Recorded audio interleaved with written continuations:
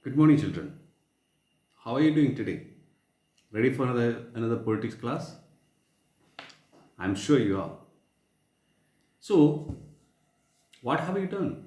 Something special in these days after the last class? Just don't be always in front of the screen and watch videos. Spend some time in the means in outside the house, just around your house, and have some sort of small games in the place, right? Let's make our own day interesting. That's more important. And together with it, we will study something or we will learn something. It's not study. Right, last class, what did we see? We see what is a constitution, isn't it? What was it? Can anybody say? Or can you see? Okay, it's basic principles and laws of a nation that determines the powers and duties of the government and guarantees certain rights to the people in it. That's basically constitution. We have seen that. And then we have discussed why we need a constitution. We have seen four reasons. One was it gives the ideals that form the basis of a country. Second, the constitution defines the nature of country's political system. It ensures that dominant group does not use power against the other.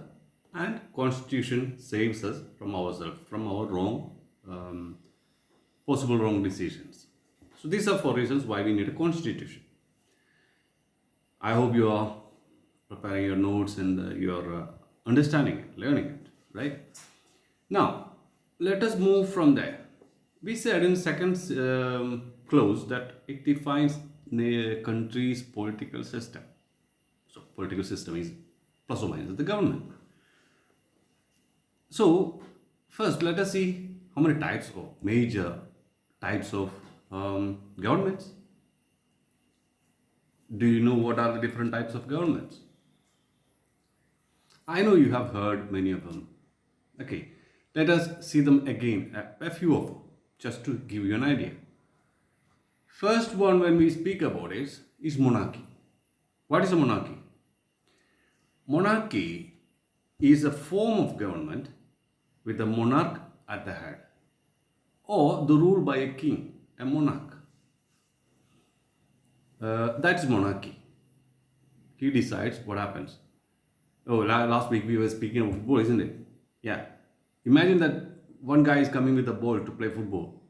Of course, then he will dictate all the rules. The game will go according to how he says. Because the ball is his. The same. The country is of the king. So the king decides what happens in that country. That's monarchy. Then, second is oligarchy. I'm not sure you might have heard about it quite often, but this is another form of government. See the difference? In monarchy there was one person. In oligarchy there are few. Similar. It is a government by a small group of people who controls the country. That's an oligarchy. Oh, going back to football, what happens? If there are three or four people who knows a bit about football and the rest doesn't know, it quite often happens when you are in the ground. Three or four people will know something about football and they will decide how the game is played. Everything what they say will be the rule, isn't it? That type of government is oligarchy. Another form of government is theocracy. Again, not sure you have heard about it, but it is another form of government.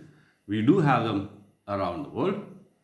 That is a government by divine guidance or by an official who are regarded as guided, divinely guided.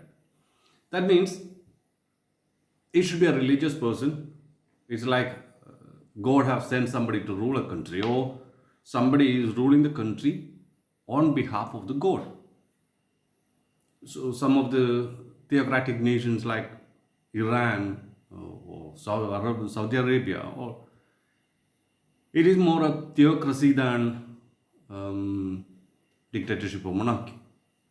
So it is like a religious person rules the country. Oh, another best example is Vatican City. Vatican is ruled by the Pope, who is regarded as a representative of the God. That is theocracy. Then there is another form of government which is called dictatorship. Dictatorship is a country governed by a dictator. It is like monarchy, but the difference is monarchy is actually hereditary. It is passed from father to son or mother to daughter. In dictatorship, it is generally a military dictatorship or leader of a single party. Then he becomes more powerful and he decides everything. Coming back to the example of football, yeah. Imagine that you are playing, 8th standard guys are playing football, and then a 10th standard student comes in who plays football good. As soon as he joins in it, he decides because he is the bigger one, he is the more powerful one, he is the one who knows more about it, and then he will decide, isn't it? That's a dictatorship when it comes in politics. So I hope you understood all these four different forms of government: monarchy, oligarchy, theocracy, and dictatorship. Now comes the most important one. Which one? Democracy. Yeah. What's the difference of democracy? It is a rule of the people, by the people, for the people. So, rule of the people, rule by the people, and rule for the people. It is a form of government in which the people, either directly or through an elected representative, rules the country. That is democracy. And India is a constitutional democracy.